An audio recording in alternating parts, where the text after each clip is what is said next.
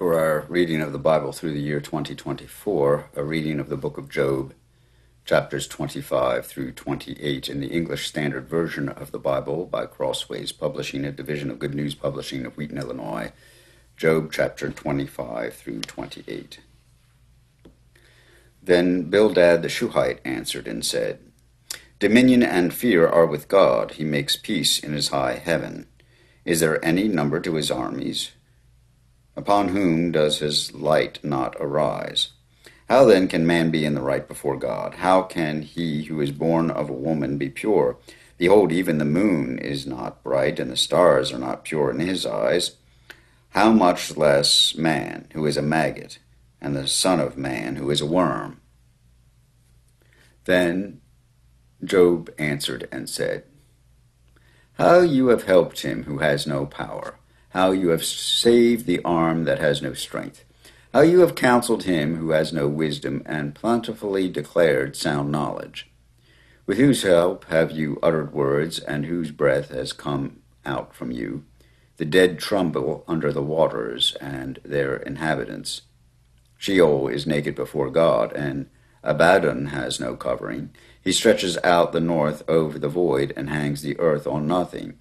He binds up the waters in his thick clouds, and the cloud is not split open under them. He covers the face of the full moon, and spreads over it his cloud.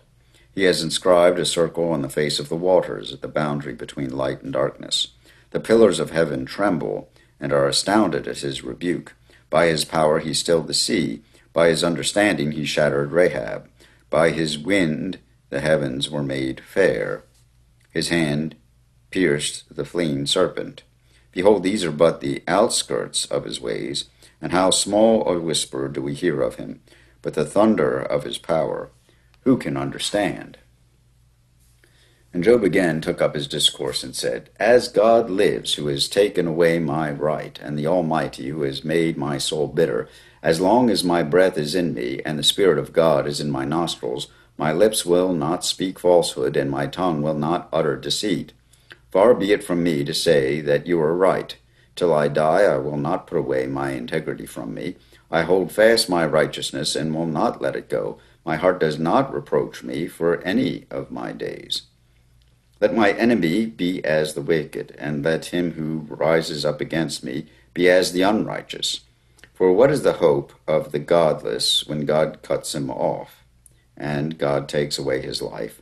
Will God hear his cry when distress comes upon him? Will he take delight in the Almighty? Will he call upon God at all times? I will teach you concerning the hand of God. What is with the Almighty I will not conceal.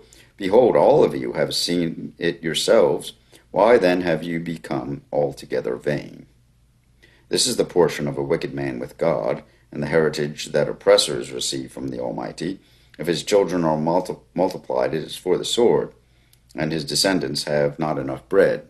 Those who survive him the pestilence buries, and his widows do not weep. Though he heaps up silver like dust, and pile up clothing like clay, he may pile it up, but righteousness will wear it, and the innocent will divide the silver. He builds his house like a moth's, like a booth that a watchman makes. He goes to bed rich, but will do so no more. He opens his eyes, and his wealth is gone. Terrors overtake him like a flood. In the night a whirlwind carries him off. The east wind lifts him up, and he is gone. It sweeps him out of his place. It hurls at him without pity. He flees from its power in headlong flight. It claps its hands at him, and hisses at him from its place. Surely there is a mine for silver, and a place for gold that they refine. Iron is taken out of the earth, and copper is smelt from the ore. Man puts an end to darkness, and searches out the farthest limit, the ore in gloom and deep darkness.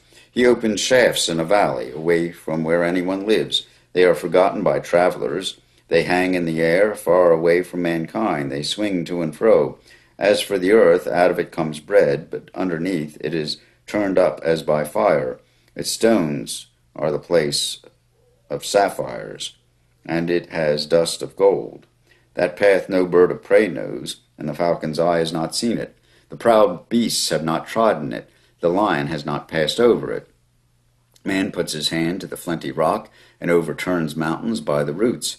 He cuts out channels in the rocks, and his eye sees every precious thing.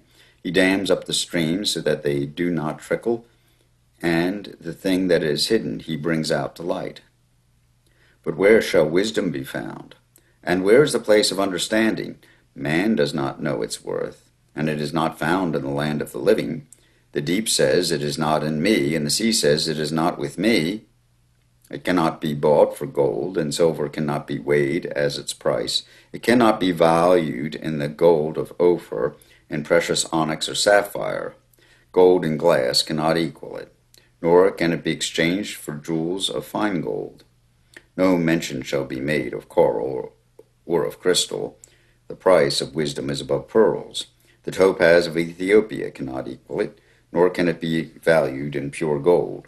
From where then does wisdom come, and where is the place of understanding? It is hidden from the eyes of all living, and concealed from the birds of the air. Abaddon and Death say, "We have heard a rumor of it with our ears." God understands the way to it, and he knows its place. For he looks to the ends of the earth, and sees everything under the heavens. When he gave to the wind its weight, and apportioned the waters by measure, when he made a decree for the rain, and a way for the lightning of the thunder, then he saw it and declared it. He established it and searched it out. And he said to man, "Behold, the fear of the Lord, that is wisdom, and to turn away from evil is understanding." Here ends the reading of Job chapters 25 through 28 in the English Standard Version of the Bible by Crossways Publishing, a division of Good News Publishing of Wheaton, Illinois.